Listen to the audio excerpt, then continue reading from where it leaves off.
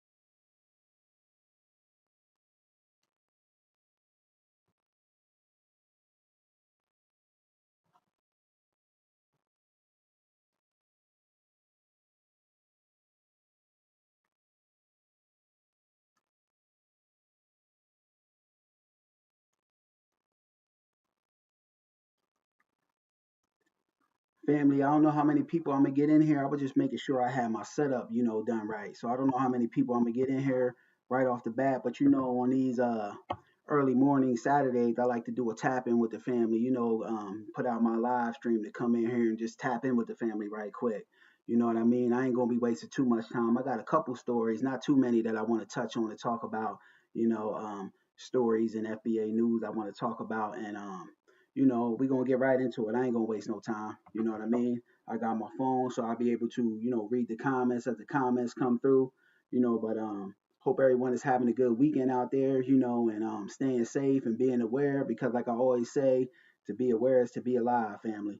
But let me get right into it, Family, it's crazy over there on TikTok, you know what I mean? I would just, have 5,200 followers, 5,200 subscribers over there on TikTok, and I conveniently, when I was closing in on, 10,000 subscribers, what you need, followers rather, over there is what you need to get monetized. And at 5,200, my page gets hacked, or they ban my page, one or the other. But it ain't no coincidence, it's done by design, if you ask me, because they didn't want me to gain that kind of, amass that kind of following over there because the message I push, when you pushing a pro, FBA message about black empowerment, they don't want that kind of message to get out there. So, they, got rid of my page, so I have to start all over there. So, if you on TikTok over there, subscribe to your brother Mars page. I just got it as Mar, you know what I mean? But I might change it. So if any of the families over there on TikTok, go tap in with me over there on TikTok because I'm trying to, build my following back up since they, conveniently knocked it down, which was done by design as soon as I'm approaching, to amass 10,000 followers, But I'm gonna get right into it, family. It's one of the stories I wanted to talk about was this African brother over there in Africa. He was straight telling the truth. He gave it up to FBA on this one. Listen to this, family. Fair use. In Africa, Hold on. we worship I hope I don't get hit from this music because they got music on this one, but I'm gonna play it anyway. Hopefully, I don't get hit for no copyright for this music. Fair use. when we were young in Africa, we worshiped African Americans. Yes. You hear what he said, family? He stayed straight told the truth on that one. He said they worship African Americans, meaning to say us FBAs. We changing those words. You know what I mean? But he meant to say us FBAs, they worshiped us over there in Africa. He straight gave it up. See, I got no problem with African brothers and sisters when they telling the truth, and giving proper credit where credit is due, as us being the creators of things, and other people, take the ball and run with what we doing, but we already laid the groundwork for things, and these other individuals, come over into what we doing, And a lot of the times we find that they tether on, but I don't got no problem with this brother because, he's giving up, the truth and saying what the real for real is. But let's continue. We changed our names to African Americans. My friends in school were called Jim Brown, Black Moses. He said they changed their name to African Americans. Friends in his school was called Jim Brown. Listen to this guy, family. He's straight giving it up. They changed their name to FBA names in all actuality. Yes. I was called Superfly. Okay. Yes. Go King. Blacks in Africa. See, this is what I be saying. FBAs, we revered the world over. Everybody knows who we are, and we put out the fashion statements that go on to influence the world. What we doing, people all over the world seek to emulate us and, come on to whatever we put out as foundational Black Americans. We so creative as a people that everybody in the world knows who we are and they seek to emulate us. But let's continue. The barber shop, we go to barber shop until blacks started wearing afro and we stopped and we started wearing afro. We blacks hated our own fabric, the dashiki, until African Americans made it popular in the 70s. And we... Excuse me, family, if anybody, comment, I can't see the comments now because I'm using my phone, to talk about this. He said, let me rewind this. He said they didn't even, really care for the dashiki until we made that popular. And that's straight facts right there. In Africa, the barber shop, we go to barber shop until blacks started wearing afro and we stopped and we started wearing afro. We blacks hated our own fabric. See, we popularized the afro, in the 70s and stuff and had people, happy to be proud. We made, I'm Black and I'm proud and put out things, and we brought a new, paradigm to, being Black and proud, and we made the world, everybody that was Black, no matter where they was from in the world, we made that fashionable, and we made people proud in they Black, their Blackness. We made people get some kind of, more cultural pride in themselves. And we made people, stand up, with their chest held high and they, head looking straight up, not looking down at the ground. We made people, get a rejuvenated on Blackness. I don't know the word I'm looking for lack of a better word, family, but we made Blackness popularized, basically is what I'm trying to say. Dashiki. Until African Americans made it popular in the 70s and we all started wearing it back.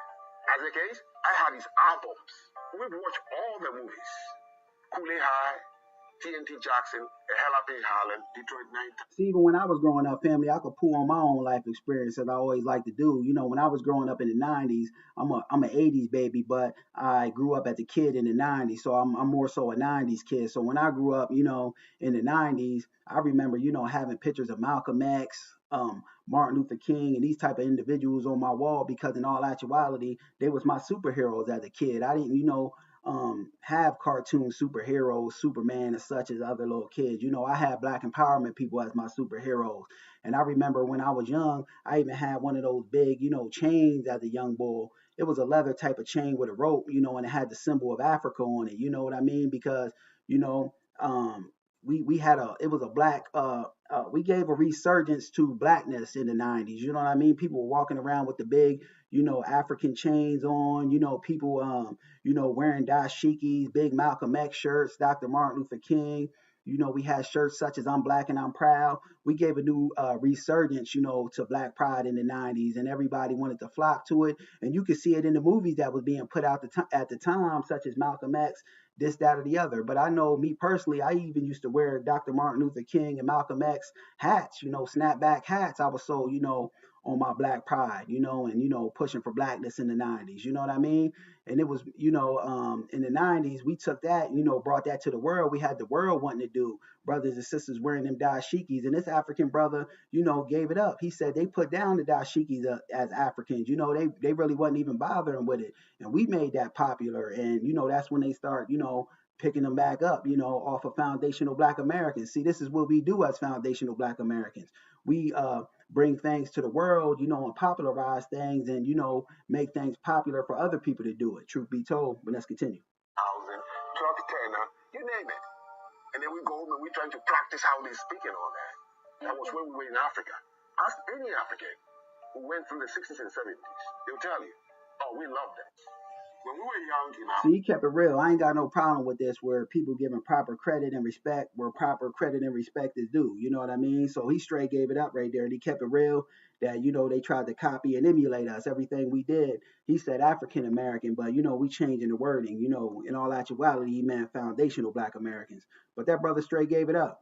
I'm going to check the chats now to see, if anybody commented because I couldn't, review my phone while I was in there. Okay, nobody commented. But yeah, family, moving right along. I don't know if anyone's seen. I'm actually played a video on this one. I got the audio and the video of this one. It was a African tether security guard. He killed a brother down there in Maryland. Brother minding his own business. You know what I mean? He came up on the brother. They said, he was he basically, was always hanging around at the store. I don't know the word I'm looking for right now. It slips my mind. So for lack of a better word, he was hanging around at the store, might have been homeless or something, and just sitting there, the security guard. I think he was actually eating too this particular day. I seen the video. I got the full video of it, but I ain't gonna play it for purposes of getting, copyrighted or, them kind of trying to strike the channel because, the story was a little violent. It was violent in all actuality. Ain't no little bit about it, so I don't want to get hit in that regard. But the brother was sitting down, I think he was FBA, but I'm not positive on him being FBA because his name was like Ricardo Clemens. But the brother, was for damn sure black. And I'm pretty sure he might have been FBA though. He was sitting down at a table, might have been eating, his food, and they said he was always over there like loitering. That's the word I'm looking for in front of the store, like looting or something to that degree. They said I don't give a damn what the brother was doing. He might have been homeless while he always hung out at the store. But this no good tether security guard, African dude, he comes up harassing the brother, getting in his face, and basically he antagonized the brother so much, where a fight ensued. But the African security guard, he kicked it off, in all actuality. And this brother, was getting the best of him. And this brother turned his back. He hit the brother with a baton. And this African security guard initiated the whole thing. If it wasn't for him initiating it when the brother was eating and sitting down, antagonizing him, this, that, or the other, it would have never escalated to that level. So he was antagonizing the brother the whole time, hitting with a baton when he turned his back. And then when the brother gets the best of him, he shoots our brother in cold blood. This is insanity, but now he's being tried for second degree murder. I think he need first degree because he tried it, he started the whole thing rather, coming up on the brother. He was sitting there, posing no threat.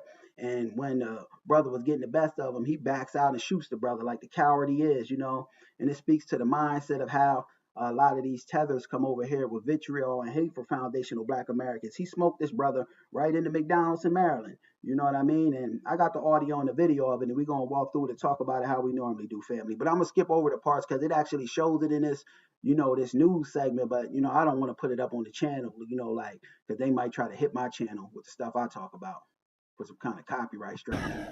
It all began inside this McDonald's on University Boulevard in Hyattsville, after police say employees asked a man to leave. The charging document filed in court states Ricardo Clemens Jr. was a regular in the McDonald's and was often asked to leave due to loitering. At 8:25 Saturday, I wouldn't give a damn if he was loitering or not. He still don't be deserved to be, cut down unjustly in that McDonald's like that. He might have just been seeking some kind of, aid from the elements of the code. He probably was homeless and all that. You never know. Prince George's County Police say the security guard, Marwanashaka Francois, asked Clemens to... There you go, that African tether that cut the brother down. He was all, he kicked the whole situation off by antagonizing and bothering the brother. And he the one that, dealt the first blow of getting up in his brother's face. And I think he was the one that got physical first. And he hit the brother with the baton as the brother was turning his back. ...to leave, and when he refused, deployed pepper spray in the decedent's face. According to a court document filed in the case, 5 minutes after the security guard used pepper spray on Ricardo Clemens Jr., the two got into a battle, with the security guard pulling out a baton and striking Clemens several... See, that security guard was out of order for pulling out that baton and striking him. You know what I mean? And he kicked the whole situation off to begin with. Several times. This was all captured on video. According to the document, the two then began exchanging blows before the security guard pulled out his weapon and fired once. In this video posted... For the purpose of this. Just have the next unit in check the parking lot for any witnesses. We've locked the doors of the McDonald's, but all the other customers that were inside are all gone. I don't know if there's any still outside, maybe lingering around, see if anybody saw anything over here. The court document says Francois was employed by Strategic Security Corps. A spokesman for the company tells News 4 they have no comment. The document also says, based on the entire physical encounter being initiated by the defendant's actions, the defendant is responsible for the murder of Ricardo Clemens Jr. As he should. This brother, Ricardo Clemens Jr., ain't have no weapon at all on him, no handgun or nothing. And it all was started by this African tether coming up on him, and initiating the whole thing. He was the one that, first, kicked off the physicalness, so he should be charged and on the hook. But the only thing with me, I think they should up it from second degree to first degree, because if you see the way in which, and they got the video out there for any of the family who wants to look it up, just look up McDonald's in Maryland, security guard shoots black man or something like that. You know what I mean? And you'll find it. I found it over there in its fullness over there on Twitter X. You know, they got the video uncut and raw. You know what I mean? So he just shoots him and cuts him down, you know, for no reason. You know, after the brother was getting the best of him, you know, the brother actually separated from him and is turned to go about his business. He cuts the brother down. You know, I don't respect that. And I think the charges, the ante should be upped on this tether. But let's continue. Francois was ordered held without bond. The court file does not list an attorney. In Hyattsville, Paul Wagner. I just wanted to bring that to the family. He cut that brother down senselessly. You know what I mean? I don't give a damn what that brother did, loitering or, you know, sitting around there. Maybe he was trying to get out of the cold. He still don't deserve to be cut down in the way in which he was. You know what I mean? But moving right along, family. I don't know if anyone's seen, you know, the young brother DJ. He's out here being paraded around. I believe the young brother, you know, God bless him as well. I believe he got cancer or something of that nature. And you know, the Donald Trump and his administration parading him around. They made him a Secret Service, you know, agent. And that's good, you know, for that young brother, you know, because that probably made his day of, you know, I believe one of his wishes might have been, you know, to become a Secret Service agent. So, you know, they made his wish come true. But I'm looking at this thing through the lens of racism, white supremacy. And what they like to do is, you know, they'll sit up here and, you know, symbolize a young black child with disabilities, make him a token, and, you know, parade him around out there in the eyes of the public, you know, in all actuality. But what this is sending out is a statement that, you know, black people are just so down bad that we need the help of the dominant white society, and they'll take it, you know, lift and prop brother like DJ up, you know, not to be disparaging to our young brother because, you know, I believe that made his day, you know, so God bless our brother DJ's heart, you know what I mean? Because I know that made him happy at the end of the day. But like I said, I'm just looking at it through the lens of white supremacy. But they'll take and, you know, prop him up, you know, as to say, this is black society. They need help, and we're propping them up and lifting them up, you know, to show, you know, it puts out a statement in white supremacist society that black folks are, you know, just so down bad, and it reinforces racial stereotypes in a dominant white society, white supremacy. You know, but when we got black kids, you know, that are strong and, you know, of sound mind, body, and spirit out here doing great things, such as becoming doctors and, you know, lawyers, they don't want to prop this up because this is a direct challenge to the system of racism, white supremacy. So they'll keep away from that, but they'll, you know, pick up, you know, the black child that's sickly, might have some kind of shortcoming or disability, like in the case of our brother DJ. But God bless our brother DJ, you know, because in all actuality, I know that made his day, you know, made him happy of, you know, being an honorary Secret Service, because I believe that was like his life, you know, his goal or something was to do that, and they made his dream come true. But it's just a bunch of symbolism. And if Trump and the rest of it, you know, if Trump and the Republican Party, the Democrats, you know, want to do something for foundational Black American society, give us a black hate crime bill. And while you at it, add to that our cash reparations. You know what I mean? They'll do anything to avoid that, but they'll say, hell, we'll give you a statue, we'll give you this, that, and the third, all that symbolism, you know, to make it appear to the untrained mind that they're doing something for black society. When in all actuality, this is doing nothing for black society. You know, and a lot of times they'll do things at the expense of when it can reinforce negative racial stereotypes that come down from the dominant white society, such as in the case of our brother DJ. You know, they're making him a token, you know, and out here parading him around. But let's continue, because I ain't gonna be on here too long. I just like to come in real quick on the weekends and, you know, tap in with the family real quick. I ain't get too many comments either. But I got an update story, and this is what I'm gonna close with right here too. Oh, no, I'm not gonna close with that. Hold on, family. I got something else I almost missed, almost stumbled. I'm looking at my notes right now. I don't know if y'all seen family, FBA family, black family, but in Chicago, I just put out a video on this. They had two young black sisters who were racially profiled in Chicago's Chinatown, an Asian business at that. And this is why we got to stop doing business with these Asians and these non-FBA tethers. You know what I mean? Because they'll take black people's money, but you're good enough for that. But at the end of the day, they don't respect black people. They got a secret hate and vitriol towards black people. And it ain't even secret most of the time, because if you let them talk long enough, you know, they'll display their true characteristics of being, you know, anti-black hate, the hatred that they have for foundational black Americans. You know, so go check out that video. It's, you know, in its full totality on my channels. I'm just going to be touching over it, on this one, but on the video, the pre-recorded one, I got the audio and the video of it. So basically what had happened was two young sisters, going to this shop called, what the hell was this shop's name?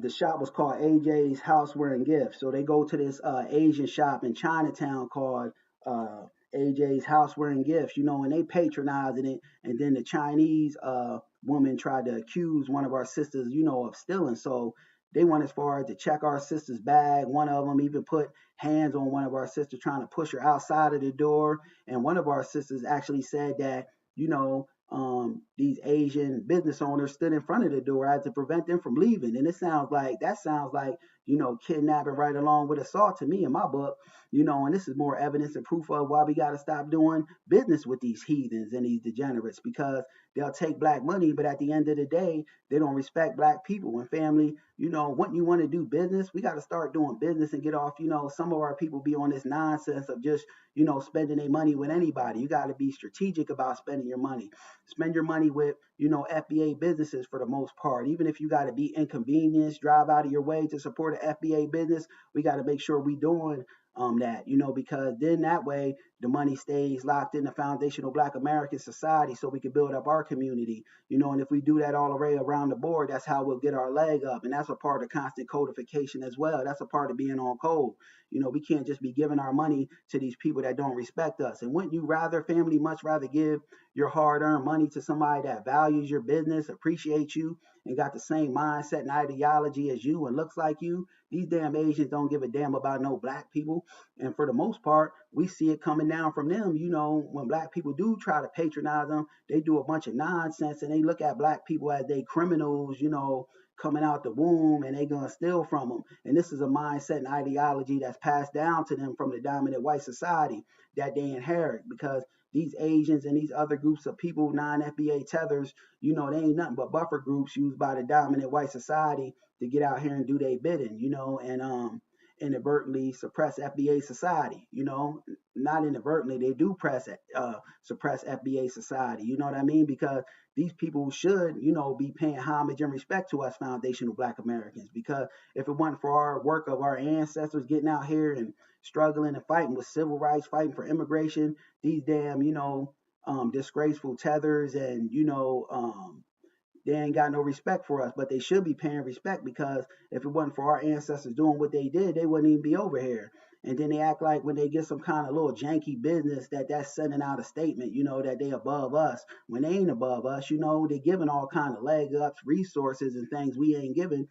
Everything a foundational Black American gets, we got to get it out the mud, struggle and fight, to where as though these people come over here and get all kind of perks and tangibles. You know what I'm saying? It's by far time we get our reparations, you know what I mean? Because we got foundational Black American homelessness out here at an all-time high. And we need, to make sure our people are getting our leg up. And, us spending our money, without a purpose and just spending it with everybody, this adds to our people not getting our leg up. You know what I mean? And, in the grand scheme of things, because if we spend our money strategically, that goes into helping our community out. You know what I mean?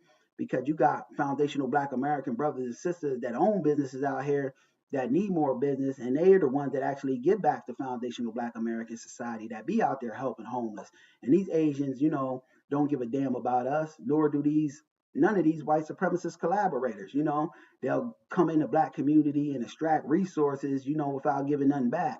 We're good enough to take their money, but at the end, of the day, they ain't got no respect for Black people. You know what I mean? So we got to change that narrative, and we got to start punishing these degenerate heathen business owners, these tethers, such as this Asian, what was it called? AJ's Houseware and Gifts in Chinatown, Chicago. And the way we punish them is removing our Black support from them. We hit them right where it hurts, right in their pockets, because the only thing white supremacy respects, and along with its collaborators, its minions, is money, power, and control. And you want to hurt the white supremacists and their collaborators, you hit them where it hurts, right in their pockets. You know what I mean? So, yeah, justice to them two young sisters that got, racially profiled in this AJ's Houseware and Gifts. They went on to, do some more showboating them and parading them around. They did another symbolism move. They had them in a parade, an Asian parade or something like that. And then they had some Asian women on behalf of the city talking how they gonna put in some kind of things where people can get some kind of knowledge on racism, like some study groups, this, that, and the other, a whole bunch of nonsense. And she said a whole bunch of nonsense because that's her people. Ain't no punishment whatsoever going to be brought to these people. And the family does got a lawsuit out, but the city of Chicago is not adhering to that lawsuit. They acting like, they don't see or hear it, which is a bunch of nonsense. And the city of Chicago ought to be ashamed of themselves for not, bringing justice to our sisters, because I hope and pray this don't traumatize our young sisters, them being racially discriminated against, them getting their stuff ran in by these Asians, even the one Asian, one as far as, to put their hands on our sister. That really had my blood boiling, you know what I mean? And, justice to our sisters. We don't want no symbolism. We want real black justice, you know what I mean? Because, them, getting out there, it probably made our sisters happy, getting paraded around in a parade, but that's symbolism at the end of the day. That's doing nothing for black society. You know what I mean? And some kind of study program about racism is doing nothing for black society. And it's very telling that, the Asians that get an Asian hate bill when we in foundational black American society, we're the ones that need a damn black hate crimes bill, because ain't no other group on the planet that gets more suppressed, marginalized, and hated on than foundational black American family. You know what I mean? So that's very telling. They don't need no insulation. We the ones that need some kind of insulation and protection, not to be disparaging. We don't want nobody to get hurt. I don't want the Asian people to get hurt, but I for sure as hell don't want my people to get hurt. And we the ones that need the added protection and insulation, of having a black hate crimes bill. But they'll overlook us and, give it to the Asians, This is just a bunch of nonsense in terms of how these Asians, treat our people when our people come in there to patronize. This is why I'm saying, remove support from these people. Start supporting black-owned businesses, and may our sisters, receive justice for, these atrocities that was committed against them. Because if you ask me, it was assault for them putting their hands on our sisters for one, right along with kidnapping. You know what I mean? For them trying to keep them in this establishment. We see this all the time of Asians on the internet, of them, trying to lock black folks into establishment and do them some kind of, harm. You know what I mean? I even put out on my channel not too long ago where I encountered a anti-FBA Asian business owner here in my neck of the woods in York, PA, so I got that up on the channel as well, and they did the same type of thing to me. I'm there, doing a delivery app, trying to earn some extra money outside of my 9 to 5 bread and butter.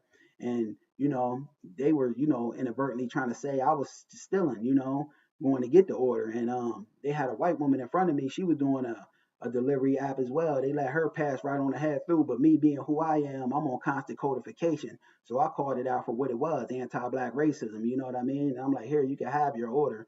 You know what I mean? And I should have, truth be told, I did a video of it pre-recorded, but what I should have did was get that cowardly tether on the live stream so we can expose them even more and go into them. So when that happens again, I'm going to pull out the camera and just straight dig into them right there on the spot and go live on them. You know what I mean? Because this kind of nonsense won't be tolerated by our community. You know what I mean? We're foundational black Americans, and this is our homeland, our country, and everybody else is Johnny come laters. We built the infrastructure, and it's by far time we get our just due. And our young sisters down there in Chicago need justice, you know what I mean, for, the atrocities that was done to them being accused of stealing when they ain't got to steal. They was well articulated sisters, and look like they come from young sisters and they come from good stock, good family and upbringing, just seeing they mannerisms and the way they move and talk and articulate themselves. So check out that video on my channel, family. It's pre-recorded and I go a little bit more in depth than I went here, and justice for our young sisters. And we ain't looking for no symbolism, no study of racism programs. They need compensated, their family should sue the pants off of them for one, and get them for some kind of criminal action. They did try to get them for some criminal action though, in defense of the family. They did try to get them with that, but the city of Chicago dragging their feet with it. We're going to need the city of Chicago to do, the right thing and put some charges up on this business. We need them boarded up and drove out of business as of yesterday. So family, let me get a swig of my coffee.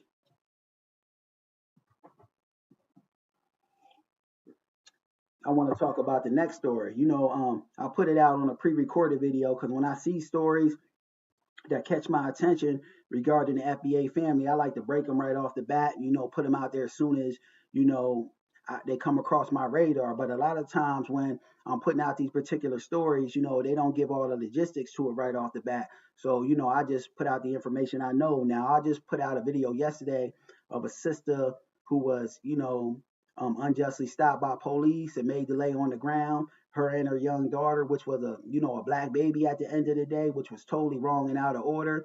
And they had our young sister, the baby's hands behind her back. You know what I mean? Looked like they was handcuffed. Now they weren't handcuffed, I don't believe, but still, all in all, that young child should have never been laying on the ground.